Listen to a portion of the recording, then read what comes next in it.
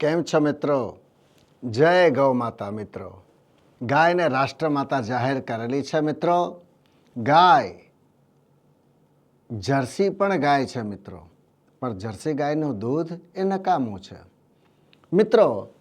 દૂધ કેવું હોવું જોઈએ, ગાય કેવી હોવી જોઈએ, એના માટે ખૂબ રિસર્ચ કર્યું મિત્રો અમે લોકોએ. મારા મિત્ર મનોજભાઈ જે નિકોલની અંદર ગૌસત્વમ કરીને સરસ મજાની બ્રાન્ડ એમણે બનાવી છે મિત્રો. આ તમે જોઈ શકો છો, વલોણાનું ઘી મિત્રો.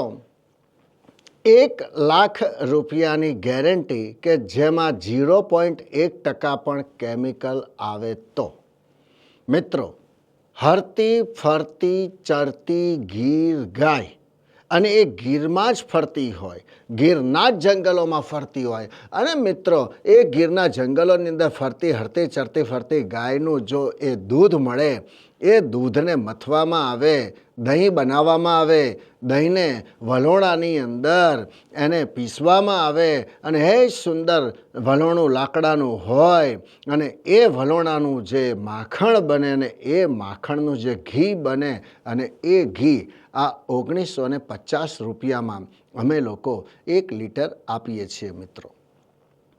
કેમ આ શરૂ કરવું પડ્યું મિત્રો? અત્યારે હાલ પંજાબની અમે વાત કરીએ તો પંજાબની અંદર મિત્રો જુઓ તો ખરા, આખી ભટિંડા જે ટ્રેન આવે છે ટોટલ કેન્સરવાળી મિત્રો. અમારી બારેજાની બાજુમાં જ એક ગામ છે કેલિયાવાસણા. સાબરમતી નદીનું જે પાણી છે એનો ઉપયોગ કરીને એ શાકભાજી બનાવે છે, અને એ શાકભાજી ખાવાથી શાકભાજીમાં પણ ફુલાવર, કોબીજ, મૂળા, પાલક, આ શિયાળામાં તો ખૂબ મજા પડે ખાવાની. અને મિત્રો આ વનસ્પતિ, આ શાક લોકો ખાઈ અને બીમાર પડ્યા, અને કેન્સર જેવા રોગ ઘરે ઘરે કેલિયાવાસણામાં થઈ ગયા મિત્રો. આખો દેશ કેન્સરયુક્ત થઈ જશે એવું લાગી રહ્યું છે, કારણ કે ટોટલ પ્લાસ્ટિકમાં જીવી રહ્યો છે. આજે લોકો કહે છે ગાયનું દૂધ, ગાયનું દૂધ, પણ મિત્રો ગાયનું દૂધ પીવું જોઈએ, પણ ગાય કઈ? મેઇન ગીર ગાય, મુખ્ય દેશી ગાય, કાંકરેજ ગાય મિત્રો. આવી ગાયનું દૂધ પીવાનું છે, ન કે જર્સી ગાયનું.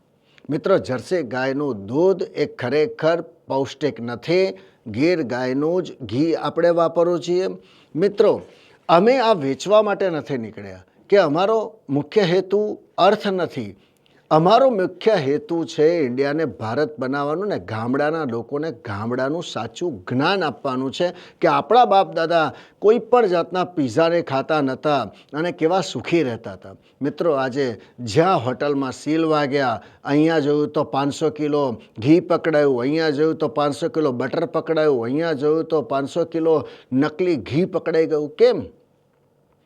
તો મિત્રો ખેડૂતને પહેલાં તો મજબૂત બનાવો. અમારો મુખ્ય હેતુ છે ખેડૂત મજબૂત બને, અને ખેડૂતને અમે વિનંતી કરીએ છીએ કે ગામડા સમૃદ્ધ બનાવો, અને ગાય રાખશો તો જ સમૃદ્ધ થશે. અને મારો મુખ્ય હેતુ છે હર ઘર ગાય મિત્રો. આ વલોણાનું ઘી છે. હવે એકદમ મફત મળનારી વસ્તુ છે મોરિંગા. હવે મોરિંગા એટલે ડ્રમસ્ટિક, અને ગુજરાતીમાં આપણે કહીએ તો સરગવાની શીંગો.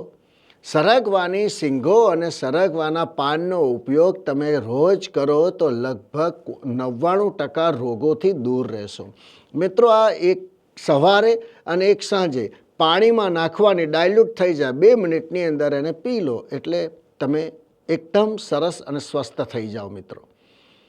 તો આ ઘી સાથે 1950ના ઘી સાથે 549 રૂપિયાની 15 ટેબ્લેટ અમે લોકો ફ્રી આપીએ છીએ.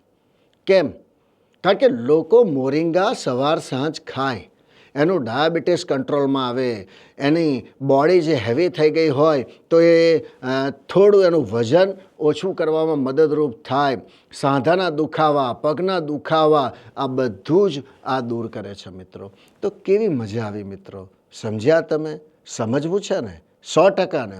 તો આ બાળકોને સમજાવીએ, તો આ માને સમજાવીએ, તો રોટલા ઉપર જવનો કે જુવારના રોટલા ઉપર 1 ચમચી ઘી નાખીને આપી દો ને, એના ઉપર સરસ મજાની ચટણી બનાવીને આપી દો ને મિત્રો, કેવી મજા. તો ગોળ સાથે જો ઘી લે તો કેવી મજા આવી જાય. તો બાળકને ચૂરમાના લાડુ બનાવો મિત્રો. તો આપણે વલોણાનું ચોખ્ખું ઘી વાપરીએ, ખેડૂતને સમૃદ્ધ બનાવીએ અને હર ઘર ગારનો સંકલ્પ આપણે મેળવીએ.